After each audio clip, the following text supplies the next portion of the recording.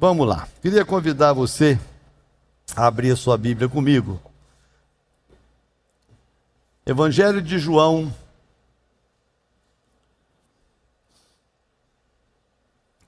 capítulo 1, do verso 11 ao 14.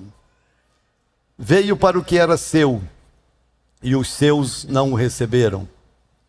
Mas a todos quantos o receberam, deu-lhes o poder de serem feitos filhos de Deus, a saber, aos que creem no seu nome, os quais não nasceram do sangue, nem da vontade da carne, nem da vontade do homem, mas de Deus. E o Verbo se fez carne e habitou entre nós, cheio de graça e de verdade, e vimos a sua glória, glória como do unigênito do Pai. Pai, eu quero te agradecer mais uma vez essa noite, por esse dia, por essa noite, por esse tempo, por esse ambiente, pela vida de cada pessoa que entrou aqui nessa casa para te cultuar. Que o Senhor receba o nosso culto, que o Senhor se agrade daquilo que te oferecemos, que o Senhor se agrade daquilo que te ofertamos, mas que nessa hora, pela tua graça, o Senhor também derrame dos céus bênçãos e respostas através da tua palavra, porque nós necessitamos te ouvir. Nós necessitamos, mesmo que alguns às vezes distraídos, não entendem suas necessidades e talvez nem queiram, mas nós necessitamos mesmo quando não queremos. Por isso eu te peço que o Senhor leve cativa a nossa atenção à obediência de Cristo, que o Senhor fale conosco segundo as nossas necessidades. É o que eu te peço em nome de Jesus. Quantos podem dizer amém? Amém. Amém. Como eu estava falando de aliança, Deus sempre fez aliança com o homem, gente. Desde sempre, Deus se moveu na direção da humanidade para fazer uma aliança com o homem. E sempre toda aliança tem um propósito, né? Uma aliança que Deus fez com Noé. Deus fez uma aliança com Noé para que através da construção da arca, a raça humana fosse salva quando o dilúvio viesse. Então Deus preserva, o propósito da aliança de Deus com Noé era preservar não só uma família, mas era preservar a raça humana. Deus fez uma aliança com Abraão, e a palavra que Deus deu para Abraão foi: em ti serão abençoadas todas as famílias da terra. Então Deus faz uma aliança com Abraão com um propósito, não só de abençoar Abraão, para que ele fosse fecundo e tivesse filhos, mas para que através dele todas as famílias da terra fossem abençoadas. E assim Deus vai fazendo alianças com a raça humana, de geração em geração, ou de tempo em tempo, né? E até chegar em Jesus. Até chegar em Jesus, quando Deus vai fazer uma aliança com a humanidade através de Cristo. Quando ele olha para a humanidade perdida, sem salvação, e a única forma dele mudar esse quadro era enviar Jesus e fazer uma aliança, um sacrifício na cruz, e selar essa aliança com o sangue do próprio Filho derramado na cruz. Foi a aliança perfeita e a última. O texto que eu li para você vai falar disso. E vai falar do propósito pelo qual Deus envia Jesus para fazer a aliança. E ele mostra, né, nesse texto, que foi escrito pelo evangelista João, que o propósito inicial da vinda de Cristo era alcançar uma nação, que era a nação judaica. Por isso que o texto diz: veio para o que era seu, mas os seus não receberam. Então ele veio, propósito inicial era salvar os judeus, era alcançar os judeus, para que o propósito da aliança feita com Abraão se cumprisse. Agora era com os descendentes de Abraão. Então eu vou alcançar uma nação para que meu propósito se cumpra, e todas as famílias da terra sejam abençoadas, como eu tinha prometido a Abraão. Mas só que os judeus, principalmente a liderança da nação, rejeitou o Messias. A liderança da nação não quis que Cristo fosse o seu Messias. Eles esperavam um Messias que fosse um líder como Davi, um líder político, um líder guerreiro, que libertasse a nação, né, não era uma escravidão, mas do jugo romano. E Jesus vem com uma outra proposta de libertação, muito mais profunda do que uma libertação política. Então eles não quiseram Jesus como Messias. Aí o texto diz, já que vocês não querem, aqueles que quiserem vão entrar na aliança. Só que essa aliança, a proposta da aliança, era uma proposta muito mais profunda do que todas as demais alianças feitas até então. Porque era uma proposta de transformar as pessoas em filhas de Deus. Aqui, é lógico, abre-se um monte de questionamentos, né? Porque nós nascemos num país onde desde cedo a gente ouve que todo mundo é filho de Deus. E a gente cresce ouvindo isso, né? Não, mas todo mundo é filho de Deus, todo mundo é filho de Deus. Aí quando a gente vai para a Bíblia começa a nos mostrar que não é bem assim. Primeiro, se você prestou atenção de fato no texto, quando o texto fala de Jesus, chama Jesus de unigênito. Lê aí, verso 14. Verso 14, e o verbo se fez carne e habitou entre nós, cheio de graça e de verdade, e vimos a sua glória, glória como do unigênito. O que significa unigênito? Único. Deus não tinha outro filho. Então a ideia de que todos são filhos de Deus já cai no fato de que Jesus era único. A segunda argumento que joga por terra a ideia de que todos são filhos de Deus é que o texto fala de que existe sim a possibilidade de pessoas serem feitas filho. É o que o texto diz. E deu-lhes o poder de serem feitos filhos de Deus. Quer dizer, se foram feitos filhos é porque antes não eram filhos. Eu queria convidar você hoje a ter uma experiência com Deus. A experiência de se tornar um filho dele. E você sair daqui não sendo mais uma pessoa, uma criatura, não, um filho, consciente de que ele é pai, e de que você pode chamá-lo e tratá-lo como pai, que você pode se relacionar com ele, com o Criador, como seu pai. Queria te convidar a ter essa experiência essa noite. E o texto vai nos ensinar como a gente pode viver, como a gente pode desfrutar dessa experiência. Coisa simples, mas é a base do cristianismo. Primeiro, o texto diz que eu preciso crer em Jesus. Então o texto diz, deu-lhes o poder de serem feitos filhos de Deus, a saber, os que creem no seu nome. Gente, existem alguns termos que a gente ouve tanto, que se tornaram às vezes tão comum, que às vezes as pessoas não conseguem entender a abrangência e a profundidade dos termos. Um é fé. Então, todo mundo tem fé. E isso é uma verdade. Todo ser humano nasce com fé. Isso é algo que Deus plantou em nós quando nos fez. Então todo mundo tem fé, isso aí ponto, não tem o que questionar.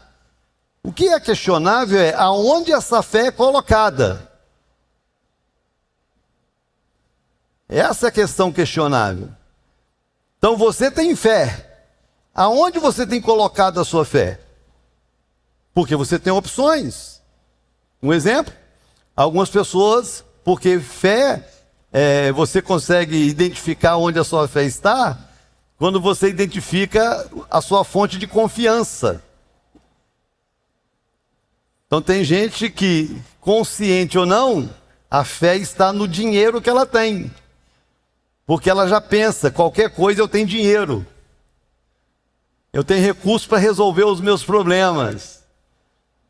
Você pode nunca ter pensado nisso, mas a sua fé nunca esteve em Deus, sua fé sempre esteve nos seus recursos. Porque é nisso que você pensa quando alguma necessidade chega. Se chega uma enfermidade, você não pensa no Deus que cura. Você pensa nos recursos que pode te levar a um tratamento. A sua fé está nos seus recursos. E os seus recursos podem sim resolver muitos dos seus problemas da terra, mas eles não podem te transformar num filho de Deus. Tem gente que a fé está em outras pessoas. Isso acontece de uma maneira, às vezes, inocente. Mas acontece. Não, se der ruim, eu ligo para minha mãe. Se der ruim, eu ligo para o meu pai. Se der ruim, eu tenho amigo. E às vezes quando tem algum amigo influente, poderoso, né? Eu sou amigo, sei lá, do prefeito, de um deputado, ou seja lá de quem. Então se der ruim, eu ligo para o meu amigo. E eu te falo uma coisa boa é ter amigo, não é verdade? É muito bom ter amigo. E amigo de fato nos socorre em muitos momentos, e é bom a gente ter amigo que possa nos socorrer. Mas os seus amigos não podem te transformar num filho de Deus. Então a única forma de eu ser transformado, eu ter uma experiência de me tornar um filho de Deus, é eu colocar a minha fé em Jesus. É o que o texto está dizendo. Mas aí vem uma questão, o que é colocar a minha fé em Jesus? Como eu falei, fé tem a ver com confiança. Eu preciso colocar a minha confiança em Jesus.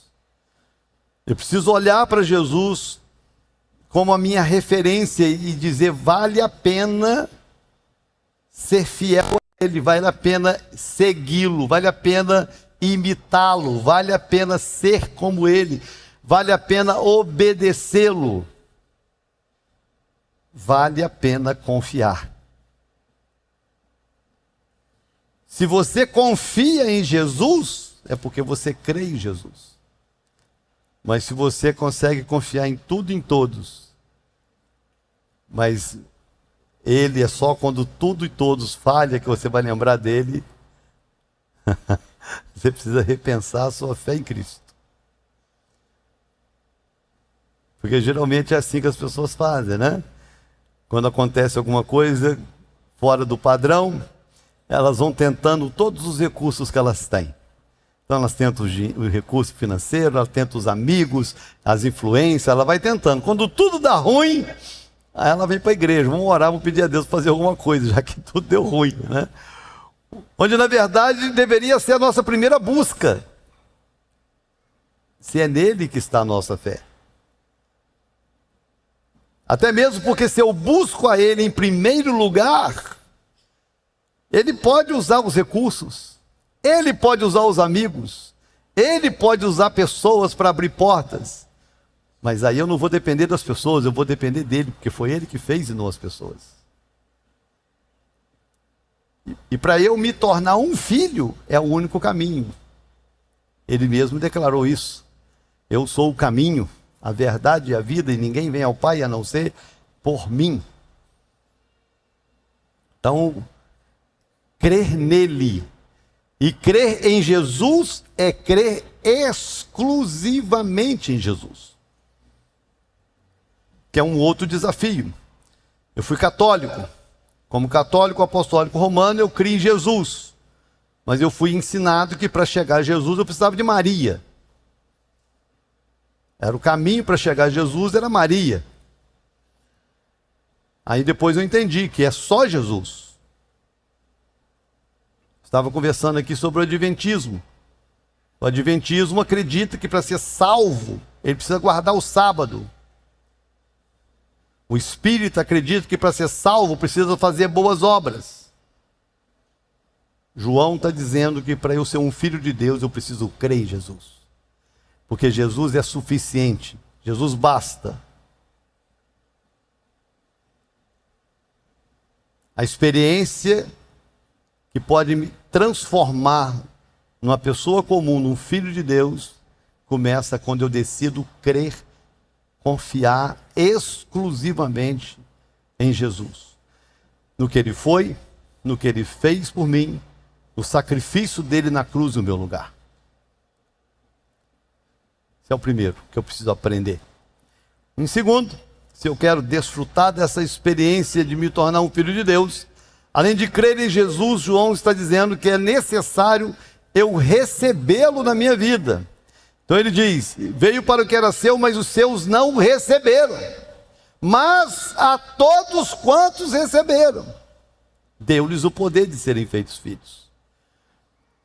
Então, além de eu crer, porque quando a Bíblia fala de fé, a Bíblia fala de algo interior. A Bíblia diz que com o coração eu creio, com a boca confesso. Então, fé é algo interior. Eu decido aqui dentro crer. E o receber é algo externo, é uma atitude, é uma decisão, é uma mudança de comportamento. Então eu creio no coração, mas eu abro esse coração para eu receber. Receber principalmente o que Jesus fez por mim. Que é outra coisa assim que as pessoas, às vezes, veem os filmes, veem as histórias, o de Chosen, acham lindo Jesus, né, maravilhoso. Aí o Mel Gibson vai lançar um novo filme aí sobre o sacrifício de Cristo e tal, e as pessoas saem do cinema chorando, com as cenas fortes, né? Às vezes vem para a festa da Páscoa, tem gente, né, já tivemos gente que saiu correndo aqui desesperado quando viu as pessoas batendo em Jesus e tal. Mas as pessoas não conseguem entender o porquê daquilo, o porquê da cruz, o porquê do sacrifício, o que é receber Jesus, o que significa isso. Então presta atenção, a Bíblia diz que o salário do pecado é a morte, e que todos nós pecamos. Então, se o salário do pecado é a morte, todos nós pecamos, todos nós estamos condenados à morte. Não é difícil entender isso. Desde que o homem pecou lá no Jardim do Éden, o homem se afastou de Deus. O homem criou uma barreira, um obstáculo entre ele e Deus. O pecado nos separa de Deus. Isaías fala que a mão do Senhor não está encolhida, nem o ouvido do Senhor tapado, mas as nossas transgressões nos separam de Deus. Então nós estávamos separados de Deus, nós não tínhamos acesso a Ele. Ele envia Jesus, o Filho dele, para morrer no meu lugar. Nós éramos para morrer pelos nossos pecados. Ele morre no meu lugar. Receber a Jesus é receber esse sacrifício como tendo sido para mim. E aqui é uma coisa, a fé é linda, irmãos, porque a fé é algo individual, pessoal. Ninguém precisa receber para te salvar, só você. Como ninguém precisa crer. A nossa relação com Deus, a Bíblia diz que cada um dará conta de si mesmo a Deus. Ele é muito pessoal. Meu compromisso é pessoal. Receber a Jesus é uma decisão minha, que ninguém pode interferir. As pessoas podem interferir na sua religião, as pessoas podem interferir, seus pais podem te proibir de vir à igreja, mas elas não podem te proibir de ter Jesus. Porque a sua decisão é você. Você no seu quarto, é você com Ele. Ninguém pode proibir isso. E quando João vai falar sobre a experiência de se tornar um filho, ele mostra a importância da gente olhar para a cruz e receber aquele sacrifício sendo para nós. Foi por mim, foi por você, foi por todos aqueles que abriram o coração para receber. É para nós. Se você nunca experimentou esse nível de amor, de alguém entregar a vida por você, se você nunca imaginou ser alcançado por esse nível de amor, de alguém se sacrificar no seu lugar, para transformar você de uma criatura num filho de Deus, é esse o convite de João. É esse o convite que a Bíblia nos faz. Abrir o coração para receber o sacrifício dele no nosso lugar, para que possamos nos tornar filhos do Altíssimo e não apenas criaturas dele. E por último, depois de falar da fé e de receber, ele fala da necessidade de um novo nascimento. Então ele diz: os quais não nasceram do sangue, nem da vontade da carne, nem da vontade do homem, mas nasceram de Deus. Depois Jesus vai explicar isso no capítulo posterior, quando ele conversa com um homem chamado Nicodemos. Ele fala então sobre o novo nascimento, e ele diz que necessário é nascer de novo, porque aquele que não nascer de novo não pode nem ver o reino. E João então está dizendo que para eu me tornar um filho de Deus, eu preciso nascer de novo. E nós aprendemos que o novo nascimento se opera primeiro quando eu me arrependo dos meus pecados. É um processo. Eu me arrependo dos meus pecados e eu faço aquilo que anteriormente eu já acabei de falar. Eu creio em Jesus e o recebo na minha vida. Aí ele passa a morar dentro de mim através do Espírito Santo. E quando isso acontece, eu me torno uma nova criatura. Eu vou nascer de novo. A minha vida é transformada. E o meu espírito que estava morto dentro de mim, porque eu estava afastado de Deus, agora o meu espírito vai ter vida, porque o Espírito de Deus vai habitar dentro de mim.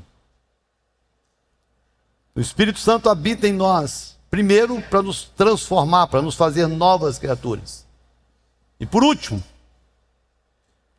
para ser um selo, porque um dia que a trombeta tocar, o Espírito Santo vai ser levado dessa terra. Quando o Espírito Santo for levado da terra, quem estiver selado com esse Espírito, sobe junto. É o selo da salvação. E quem não tem o Espírito fica. Porque esse é a grande questão do convite de se tornar filho. O céu nasce sobre todos. A chuva cai sobre todos.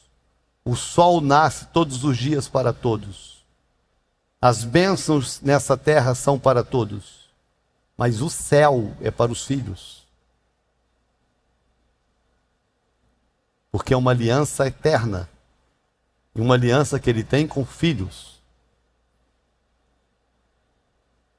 Por isso que não basta ter uma religião. A religião te mostra o caminho, mas a religião não é o caminho. O caminho é Jesus.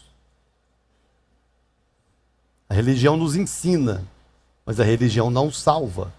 Nenhuma. Nenhuma religião é capaz de salvar.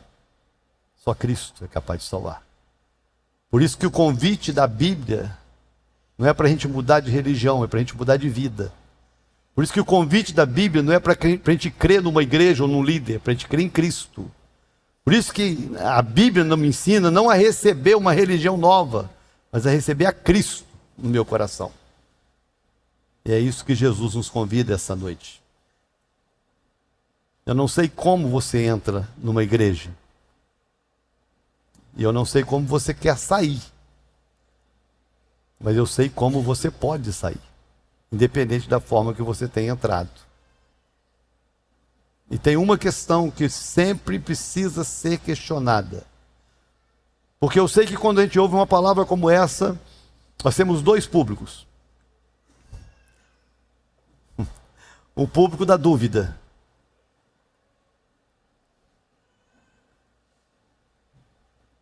Será que eu sou filho?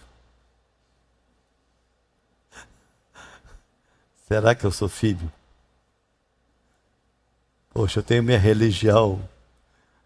Como diz o pessoal, minha regilião. Eu tenho a minha regilião. Minha avó era, minha mãe era, eu nasci nela. Mas será que eu sou filho? Esse é o primeiro público comum. E o segundo público comum é aquele universal. Não, porque todos são filhos. Mas aí vem a pergunta. E a sua resposta é que define se você é ou se você não é. Há 2 semanas atrás, caiu um avião lá no sul, e o piloto era de Campos. Morreu todo mundo. O avião caiu em cima de um restaurante. Na hora não tinha ninguém no restaurante. Só morreram as pessoas que estavam no avião. Se cair um avião aqui agora, e morrer todo mundo, você vai para onde? Sabe por que eu estou falando isso? Porque às vezes a gente acha que tem gente que vive, irmãos, como se nunca fosse morrer. Tem gente que vive como se nunca fosse morrer. Mas você vai morrer. Nós vamos morrer. Um dia nós vamos estar deitados no caixão e vai ter um monte de gente em volta chorando. Tomara que tenha um monte de gente, né? Porque tem gente que não vai ninguém nem para chorar.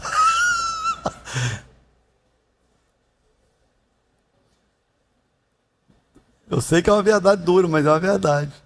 É a única certeza que você tem. Se você está aqui me ouvindo, você vai morrer.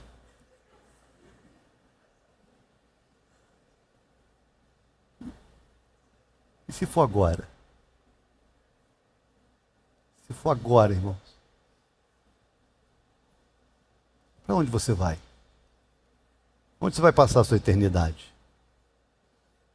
A sua resposta define a sua realidade em Deus. A resposta mais comum: Deus sabe. Essa é a resposta mais comum. Se você tem essa resposta, é porque você tem dúvida.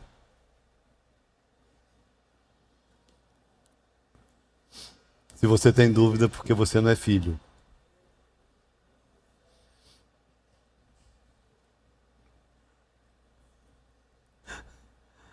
Irmãos, não falha. Eu tenho algo para dar para alguém. Tem 5 pessoas aqui, eu tenho algo para dar para alguém. Dentre os 5 que estão para receber, pastor Daniel ou Isaac estão entre os 5. Para quem que eu vou dar? Você acha que eles vão ter dúvida? Os 4 vão ter dúvida. Será que vai ser para mim? Os 2 não vão ter dúvida, porque eles sabem. Meu pai, ele não vai deixar de dar para mim para dar para um estranho. É meu. Filho é filho. Sim ou não? É assim ou não é? É assim. Deus vai dar o céu para quem? Para o estranho? Não, para o filho. Você acha que o filho tem dúvida? Não. Então, se você tem dúvida, você não é filho.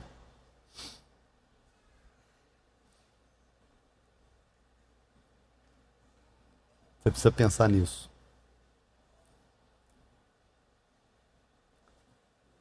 Porque de muitos privilégios de ser um filho de Deus, o maior de todos é a segurança. Eu sei que o meu pai tem o melhor preparado para mim. Se você não tem certeza absoluta da sua salvação eterna, você precisa ter uma experiência de se tornar um filho de Deus. Você só precisa crer. Você só precisa abrir o seu coração e recebê-lo. Você só precisa permitir que o Espírito Santo more dentro de você e você nasça de novo. É essa a experiência que Deus tem para nós hoje. Vamos ficar de pé que eu queria orar com você.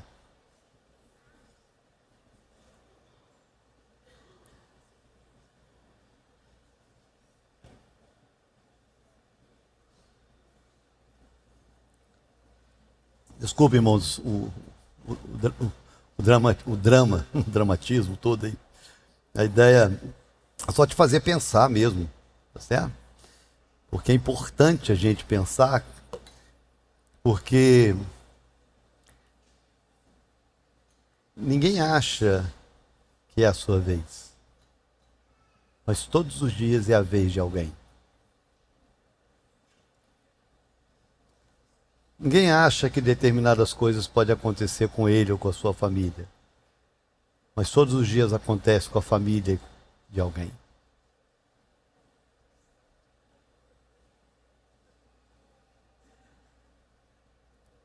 Eu só preciso estar preparado. E a única forma de eu estar preparado é eu ter uma aliança com Deus, onde eu me torno um filho dele. e Ele se torna o meu Pai. E assim Jesus se torna o meu Senhor e o meu Salvador. Só os filhos serão salvos. E Ele quer salvar você. Espero que você tenha entendido. Feche os seus olhos, por favor.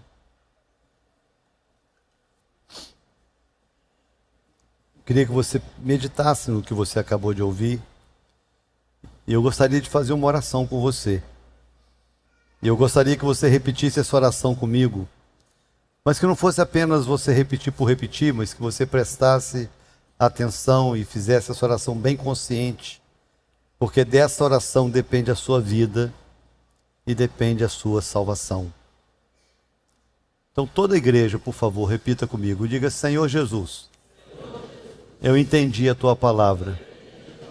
E essa noite, eu desejo me tornar um filho teu. Por isso agora, eu me arrependo dos meus pecados. E eu abro o meu coração para te receber como meu único Senhor e Salvador.